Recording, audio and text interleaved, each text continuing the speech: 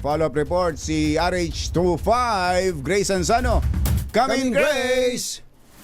Ka-Jerry, katunying humingi ng tawad itong awol na pulis at pinsan pa mismo ng biktima sa kanyang ginawa ng pagkidnap dito sa kanyang sariling pinsan.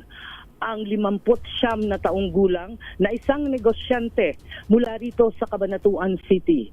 Kahapon, sa panayam ng media dito sa awol na pulis, kanyang inamin na kanyang nagawa yon dahil sa kanyang financial problem. At humihingi rin siya ng tawad sa mismong pinsan niya na biktima na sana'y patawarin siya. Nagawa lang daw niya ito dahil sa pangangailangan ng pera para sa may sakit niyang misis. Narito ang naging pahayag ng suspect. Unang-una nangingi ako ng pasensya sa pinsan ko na nagawa ko yon dahil sa sama ng loob ko sa kanya. Dahil hindi lang minsan niya ako nireject na naghahanap lang akong trabaho sa kanya dahil wala akong papakain sa pamilya ko. Yung pag-reject niya sa akin sa mamay loob ko sobra, kaya naisipan ko na gawin ko na lang siyang pera. Hingan ko siya ng pera na kumuha ko ng tao para kunin ko siya. Wala na akong papakain sa pamilya ko tapos yung asawa ko may sakit Hindi niya naunawaan yung sinasabi ko sa kanya, wala akong pagkakakitaan.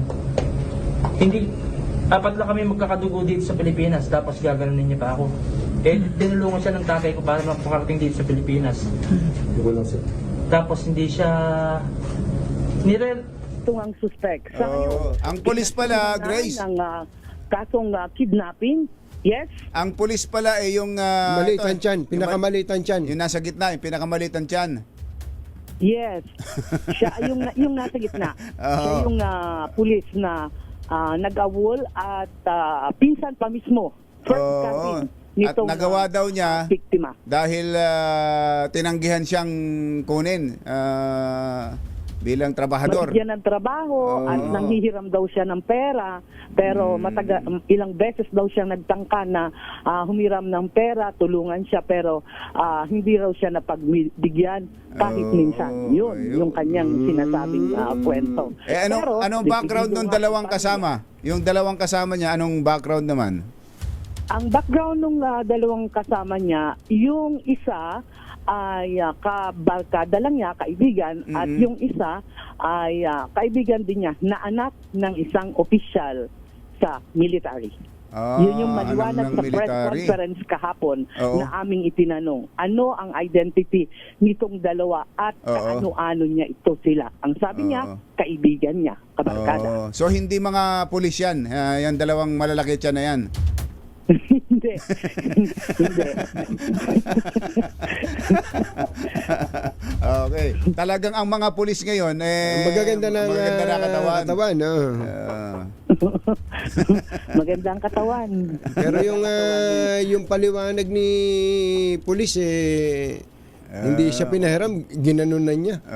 Hindi siya tinanggap sa trabaho. Hindi siya tinanggap sa trabaho, inutangan siya. Parang obligasyon ng bigyan sa kanyang hiling. At so yun, kaya niya nagawa na kidnapin. Nagmula sa 5 million yung ransom money na hinihingi niya. Habang tumatakbo yun, yung sasakyan, nasa yung biktima, nagkakaroon talaga. na ng negosasyon. Binanggit nitong tatlo na ang hinihingi niya ay 5 milyon hanggang sa bumaba ng 1 milyon. Kaya maswerte, naka-hit and run sila habang tumatakas na dalawang katao na ngayon ay nasa hospital pa yung biktimang nasa kasaan nila. Kumusta ang lagay ng dalawa?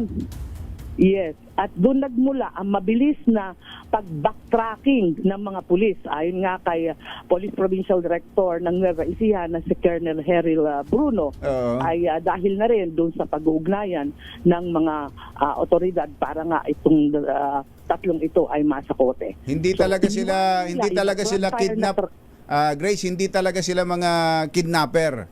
na yung mga notorious na mga miyembro ng sindikato, ano? Kasi mga amateur eh. Neophytes pa lang. Neophyte. Oo. Palagay ko, kanyan, ang eksperto niyan, mangutang. Eksperto niyan, pangungutang. O pag-asa, pag-asa sa iba. Hindi Palaasa. hindi sanay na nabibigo sa pangungutang 'yan. Oo.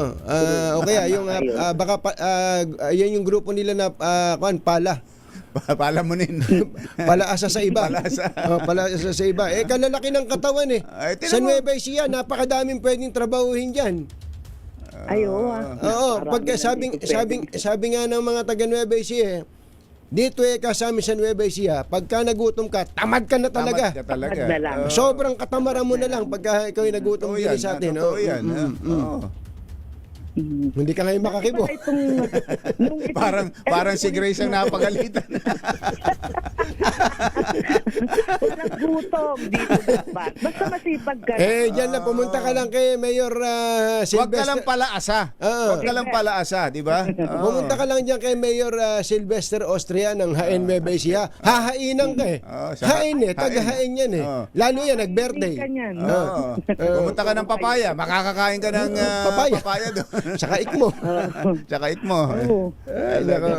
Makibunot ka lang ng sibuyas. Mayroon ka ng Talaga. Talaga, totoo. Gusto kaya natin binibigyang diin ito, kaya natin binibigyan diin ng diin na diin, sapagkat ayaw nating bigyan ng justification yung ginawa nila. Kahit anong katwiran pa nila doon. Mangingidnap ka dahil hindi ka pinautang. Talaga. Mangingidnap ka dahil sa sumama loob mo. Hindi pwede yun. Magtrabaho ka. Tsaka ito, natunton dahil ibinenta yung cellphone. Gipit na gipit lang eh. Talagang, ang bilis. sabi siguro, wala tayong 5 million. Ayaw tayong bayaran ng ransom na 5 million. Ibenta na lang natin to cellphone. Bakit ba naging awol yan? Ano ang kaso? Nangutang. Hindi siya nag-report eh. Tapos Nangutang. nag-abroad siya. Nag-abroad siya. Oo, baka Nag-abroad siya. masyadong kagipitan. Nagtrabaho siya doon. Hindi nagsugal ha, walang sugal-sugal. Hindi nalulong sa sugal kasi may mga ganon. Yung iba mga pulis nalululong sa sugal. Kaya gumagawa ng hindi maganda. Anyway, thank you Grace. Okay, Katunying Kajeri, yan ang ating follow-up report. Ito si RH25, Grace Vera Sansano. Una sa Pilipinas, una sa Pilipino. Thank you.